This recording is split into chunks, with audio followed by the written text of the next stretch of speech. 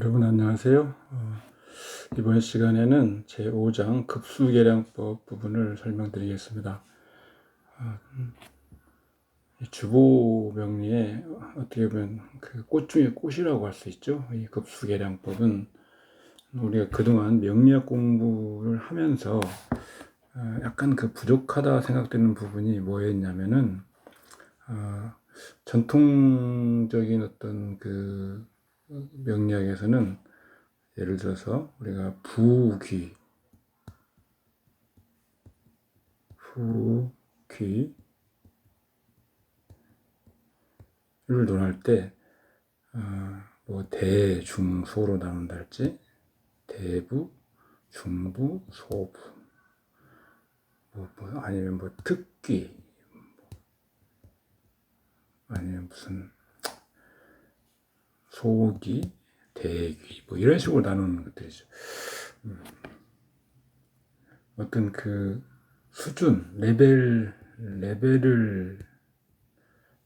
명확하게 그 판별하는 그런 부분에 대한 논의가 부족했던 것이 사실입니다. 하지만 지금 우리들 세대에서는 뭐 귀하면 어떻게 어느 정도까지 귀한지, 부자이면 어느 정도까지 부자인지 이런 것들을 좀 더 세밀하게 연구하고 제시할 필요가 있는 것입니다. 그래서 우리 뭐 제가 써놨지만 숫자에 대해서 우리가 너무 그 민감하게 반응할 필요도 없고 이런 어떤 방법들이 있다면 더 연구해서 체계를 세우는 것이 이 명리학을 접근하시는 분들이나 명리학에 의해서 상담을 받는 분들한테 더 도움을 줄 것입니다. 우리 명리학이나 동양철학에서 이 수라고 하는 것은 이미 어느 정도 일상화되어 있는 거죠. 우리가 잘 아는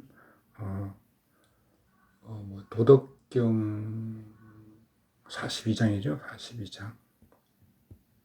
도, 생, 일. 일은 생이. 이는 삼. 삼은 만물. 이렇게 나가는. 이런 것들이 수이면서도 뭐 순서이기도 하고요. 수이기도 한데, 이런 것들부터 이미 우리들 뭐 오행, 뭐 이런 것도 많이 있지 않습니까? 그래서 너무 숫자라고 하고 계량이라고 하는 계량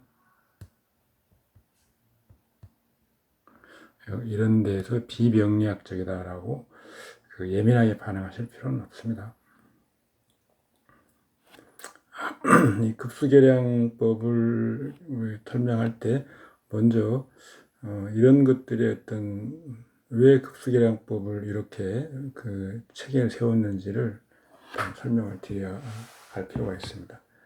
다시 우리 그 앞에서 배운 것들이나 이런 것들을 약간 추가해서 정리해 보면 우리 주복법에서 가장 중요한 것은 음양이죠. 음양. 그래서 음양에 대해서 원칙은 뭐 이런 거 원래 같은 것은 아니고 각자 상응하는 성향이 있는 것이죠. 그래서 우리 주복법에서는 생극도 같은 양대양, 음대음. 양이면 양을 생하고요. 극도 음이면 음을. 이것이 원칙입니다. 양순 음역이고요. 같이 왕하여 병존하면 불가하죠. 음과 양이 뒤섞여서 음도 강하고 양도 강한 상태면 그 어떤 중화나 중용의 도를 넘어가서 이런 것들은 공존하기 어렵다. 보면 이제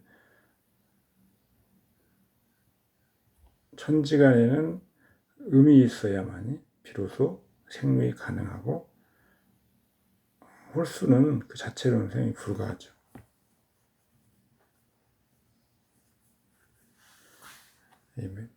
1 플러스 1 1 플러스 2. 2고요. 이건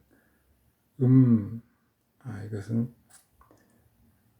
양이 더해지면 음이 되는 거죠. 이것은 음이 더해지면 양이 되는 거죠. 그래서 같은 것끼리 모여서, 그러니까 음 대 음, 양 대 양이 모여야 항상 음이 돼서 생육을 하는 거죠. 즉 이런 음양이 같은 노선이 아닌 것이죠. 그리고 같은 노선으로 가면 안 된다는 거죠. 음양이 같이 가면. 전투나 혼잡,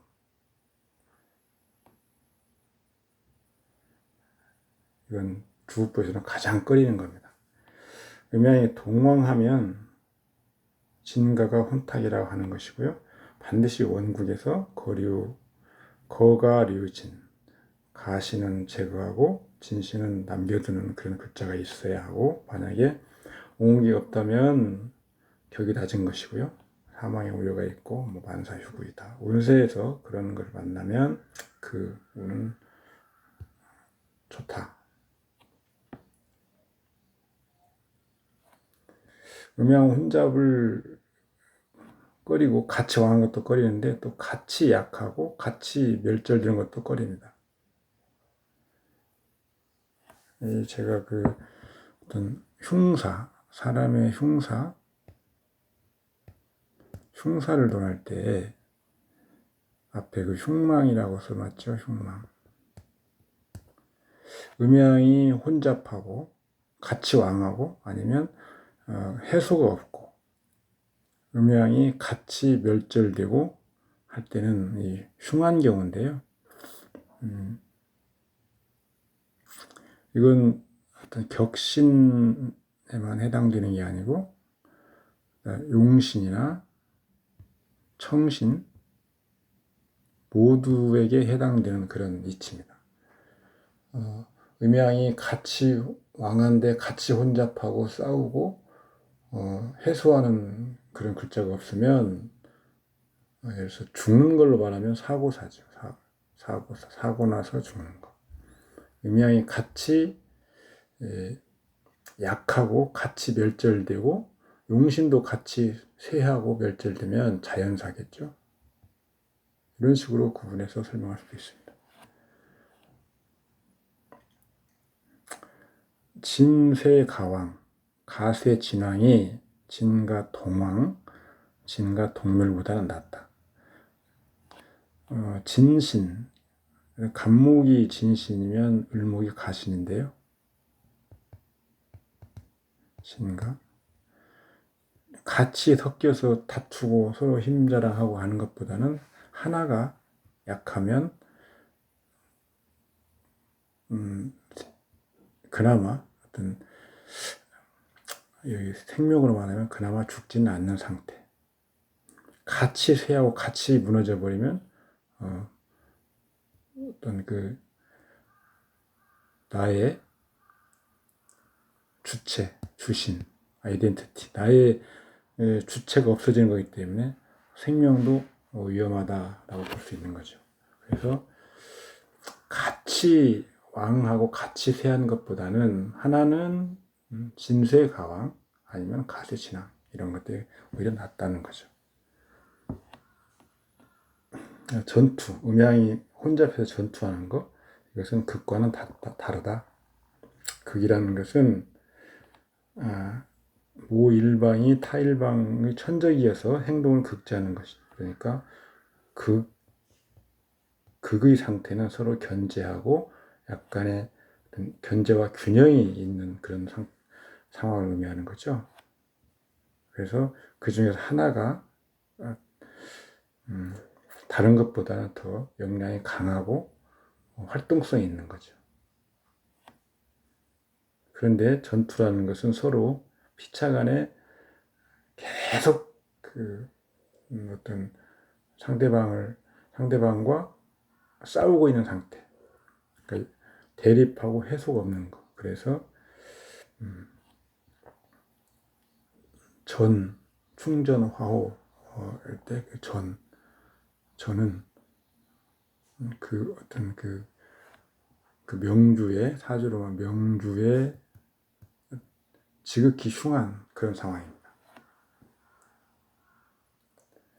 이 주보법에서의 그 급수계량법에서의 그 기본 이치는 이 자녀수를 논하는 장생결, 이걸로 그 급수를 만든 거죠. 뒤에 자세하게 급수 만든 부분 설명을 드리겠습니다. 다시 한번 말씀드리면 오행간지는 음양 오행의 혼잡을 가장 싫어합니다.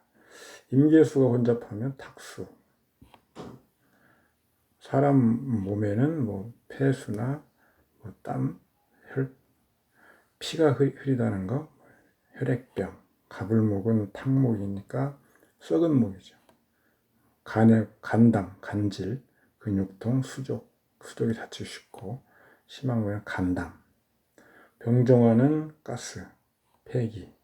이건 청정가스가 아니고 쓸모없는 가스. 공기오염, 자동차 배출가스, 혈액이 흐른 불량, 심장병 사망. 부기토는 황무지 폐허, 분뇨, 유해병, 종양, 유장. 경신금은 고철덩어리, 인체로는 호흡기, 코, 이빨, 당뇨, 이런 상황을 의미한다라고 볼 수 있는 거죠. 사주팔자의 어떤 이 식간이 혼탁하고 해소가 없는 경우에는 이렇게 설명을 할 수 있다.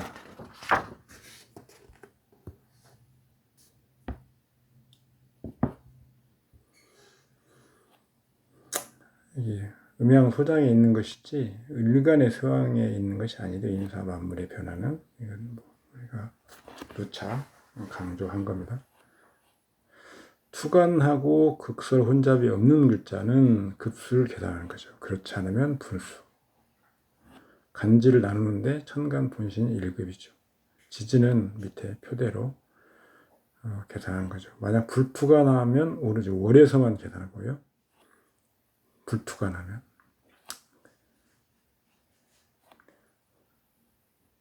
우리가 통상 그런데 어떤 예를 들어서 을목을 영양을 계산하려고 하는데 불투가 나지 않았으면 월에 월지를 보고 계량하지만 지지에 묘가 있다.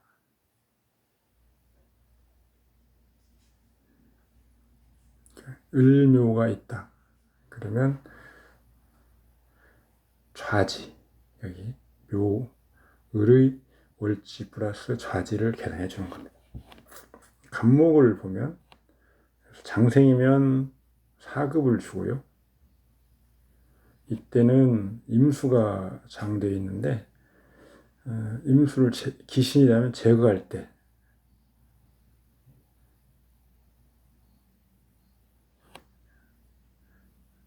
목욕은 2급, 관대, 임관, 권록이죠. 관대나 권록이나 양지는 3급입니다.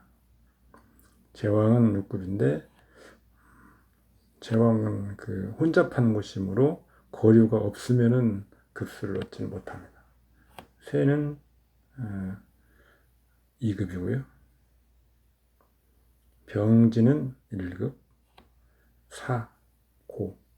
사묘지묘, 절 이런 것들은 다 0인데 고의 묘가 아니고 고인 경우, 자 해묘, 묘, 미해, 극설이 있으면 이때는 고로서 작용을 하는데 있으면 폐고가 좋고요, 없으면 기고가 좋고 이때는 고신이 득용해서 감공함유도 할 수 있고 육급을 얻는 겁니다.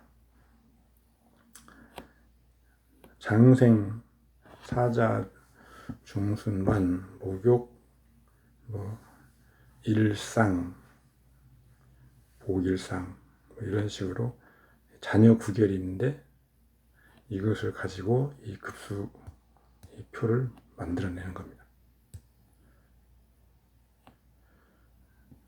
이 구결이 O형의 에너지 강도인데요.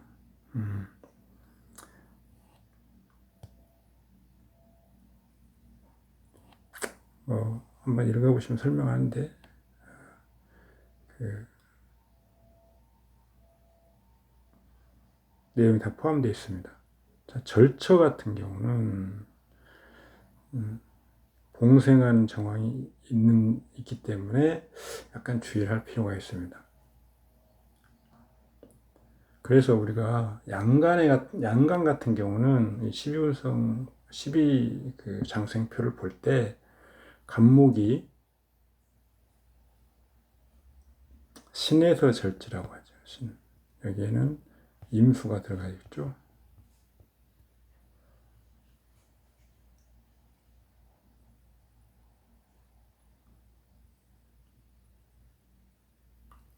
임수가 간목을 생할 수 있기 때문에 절처봉생이다 하는 건데요. 사라고 하는 거 사. 간목이 5의 사죠.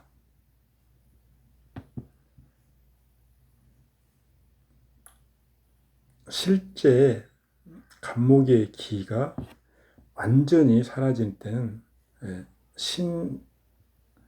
신에서입니다. 그래서 우리가 진짜로 사람의 어떤 생명에 비유해서 완전히 숨이 끊어진 그런 상태라면 신인데요. 5가 아니고요. 그렇지만 에너지의 강도는 똑같이 0을 줍니다. 제로. 그런데 에너지 강도 측면에서는 신중의 임수가 있기 때문에 4보다는 조금 더 이것은 이제 다시 한번 어떤 순환 운동을 거쳐서 그 다음에 바로 태가 나오기 때문에 5보다는 신에서 약간의 에너지 강도를 더 느낄 수 있는 거죠. 병화로 계산해 보면 뭐 인월 쭉 이렇게 나가는 거죠. 진월 같은 경우 3급이라고 하겠죠. 관대니까. 근데 진은 이제 임수의 고입니다. 병화를 극해할 우려가 있으니 임수를 제거해야 병화 3급을 얻는 거죠. 임수를 제거하지 못하면 분수로 계산하는 거고. 만약 8시에 임수가 있으면 다시 그걸 차감해야 되는 거죠. 5월 병화가 5월이면 제왕인데 6급이죠. 그런데 정화와 같은 어떤 왕하기 때문에 원국에 정화가 있어서 혼잡하는데 이것을 제거할 방법이 없으면 급수를 계산을 불가하고요. 제거가 있다면 그대로 6급을 얻는 게 아니고 정화를 제거하는 글자의 급수로 계산하는 겁니다.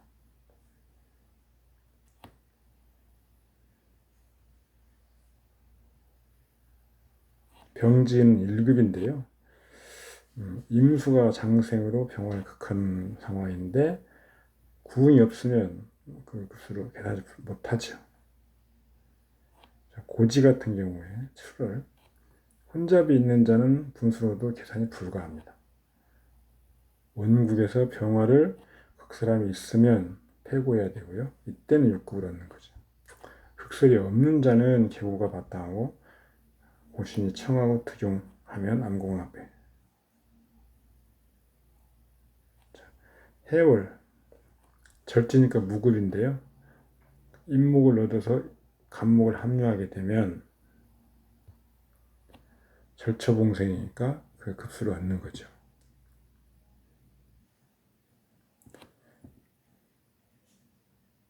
인목의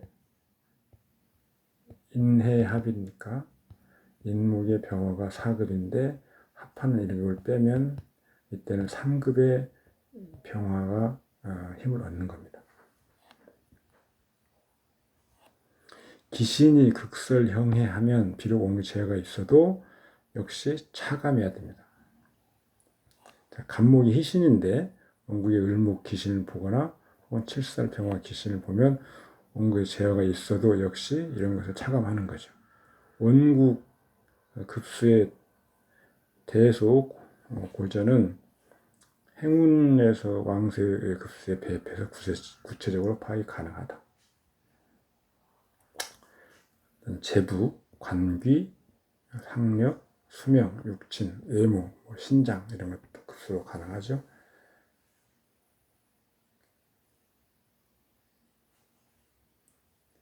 급수계량법 주요 내용 재정리. 지금 설명 제가 드리는 것들은 아마 한 번 보셔가지고 이해하시면 곤란하실 겁니다. 계속 읽어보시고 암기 될 수준까지 계속 반복하시는 수밖에 없습니다. 자, 일반적으로 희신인데 형충극해 혹은 혼잡이 있으면 분수, 형충극해가 없거나 혼잡이 없으면 암공함을 얻고 급수계산합니다. 통상 암공함유를 할 수 있는 것은 장생, 욕지, 고지입니다. 4급, 3급, 6급이죠. 음양간이 모두 제왕지에 이르면 모두 음양이 혼잡하는 곳이니 반드시 거류가 있어야만 사용할 수 있습니다.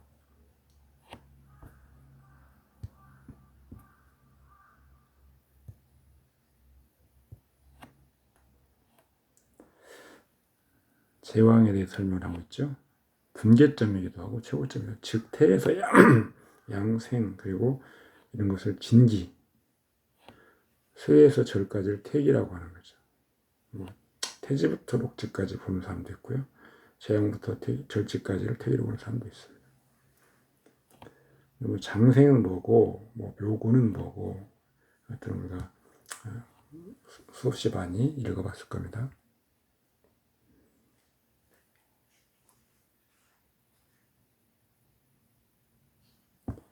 여기 읽어보시면 됩니다. 목욕도 많이 읽어보셨을 거고요. 이걸 요약해 놓은 것이 이런 의미입니다.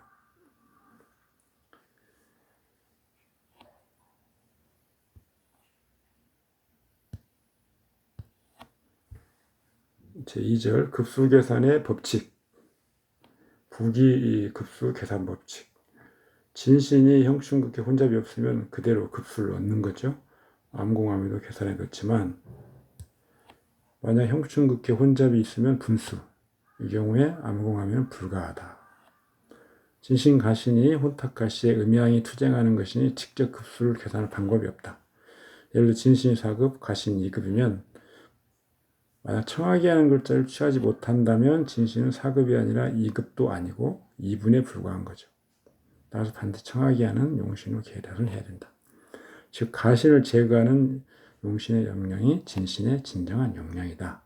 다만 당량한 자는 혼잡이 있어도 가신의 급수를 차감한 급수 계산, 이 경우는 혼잡이 있어도 해소할 수 있을 때 그 가신의 급수를 차감해서 나머지 급수를 얻는다는 거죠.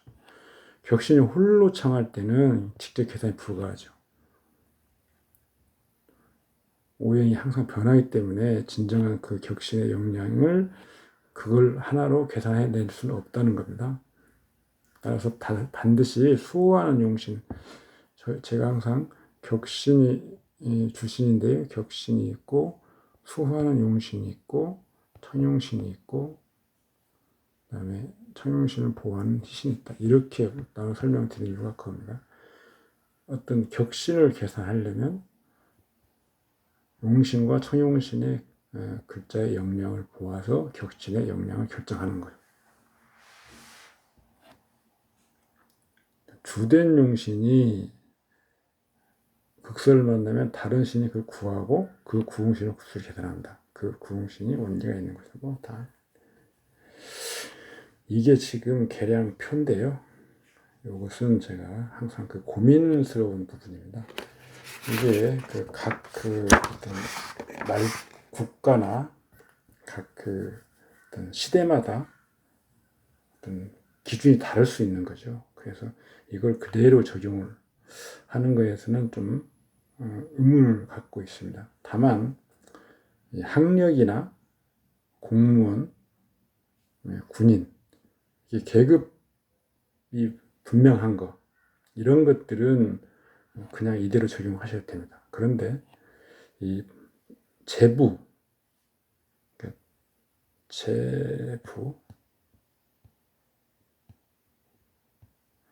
재부에 관해서는 지금 12등급으로 나누고는 있지만 이것을 어떻게 좀 더 누구나 다 수긍할 수 있는 그런 급수표를 만들 수 있을까는 지금 고민 중입니다. 거꾸로 생각하시면 예를 들어 12급은 세계적으로 제일 거부죠. 11급은 어떤 국내의 어떤 그 무대에서 제일 거부자고요. 그래서 쭉 내려가는 방식으로 해보면 예를 들어서 중소기업 사장이라 하면 뭐 어느 정도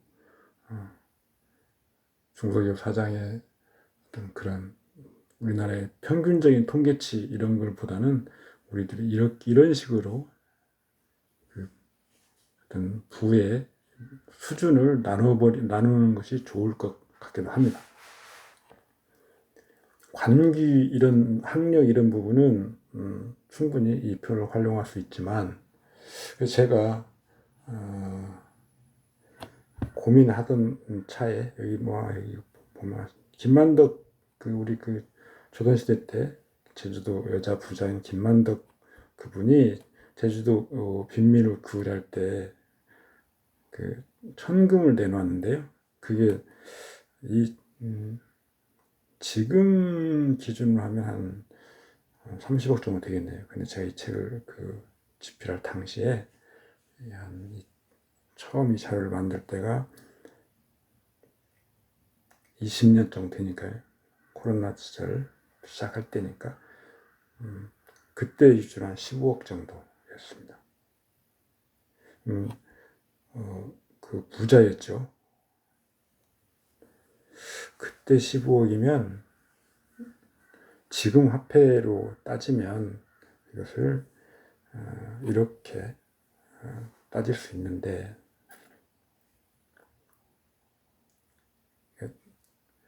그때 천금이면 따질 수 있는데 우리는 여기 보시면 천금이 맨 밑에 1급밖에 안 되는 거죠. 이런 걸 그대로 적용하기 좀 힘들고요. 제가 그래서 고민 끝에 국민건강보험의 소득점수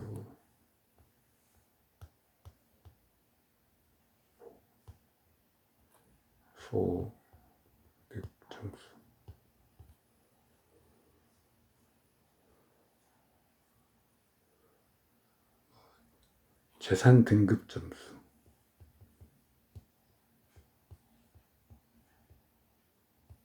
이런 것들이 있어요. 그래서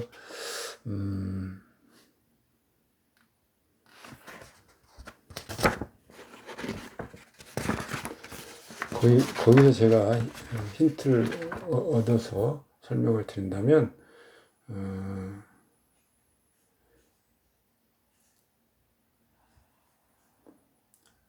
12등급이라고 한다면 만약에 끝에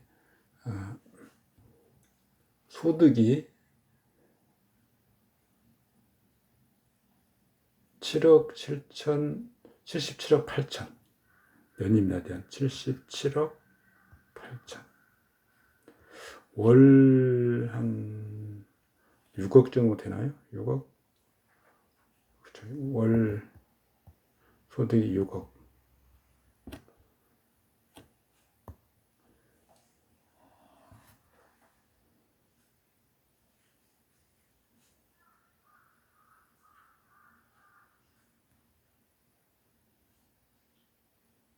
음.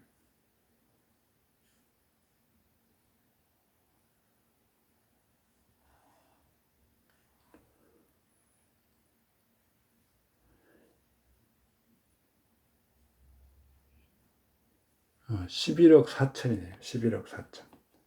이건 재산입니다. 재산.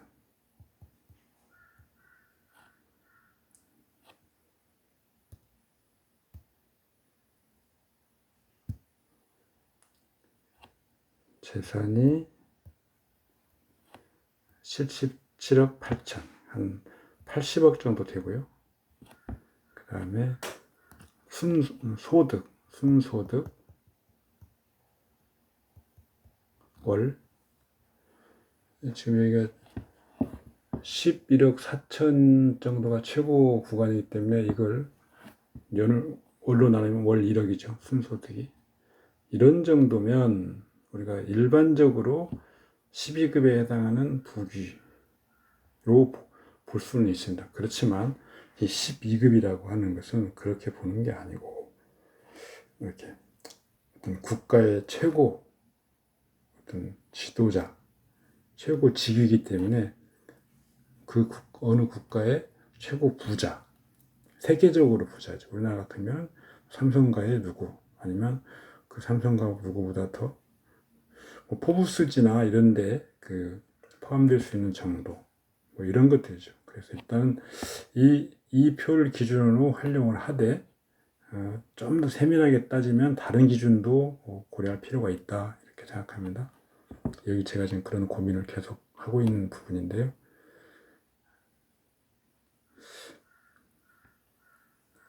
대만 달러, 이건 대만 사람이 만드는 표이기 때문에 대만 달러, 그다음에 원화, 미국 달러, 중국 사람들이 중국 돈으로 계산한 그런 또 표도 만들 수 있겠죠. 그래서 2조에서 이런 정도가 10급에 11급이죠. 세계 제일 부자, 빌 게이츠나 머스크나 일론 머스크, 워런 버핏 이런 사람들인데요. 이 사람들은 기억이 좀 가물가물한데 600억 달러, 100억, 10억 달러가 1조죠. 1조, 10조, 60조, 거의 한 100조, 60조 이상. 특히 높은 등급에서는 한 등급 차이로 굉장히 차이가 많이 난다고 생각하셔도 됩니다. 그래서 우리나라에 60조 이상 가지고 계신 분이 있을까요? 삼성가의 회장이 60조는 안 되죠. 이건 개인 재산을 말하는 겁니다. 그래서 12급 이상, 우리나라에서 12급 이상은 다시는 안 돼. 세계적인 어떤 거부는 우리나라는 아직은 없는 거죠. 글씨가 잘 안 써지네.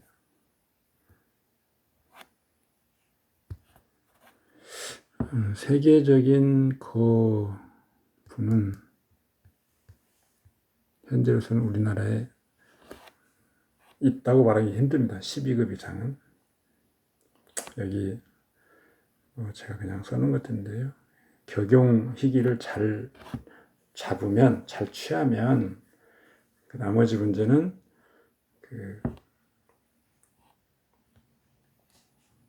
충분히 우리가 해결하고 사주팔자를 잘 해석할 수 있다 라는 이야기입니다. 오늘은 여기까지 하고요. 다음 시간부터는 부기급수 계산 신뢰를 한번 해보겠습니다.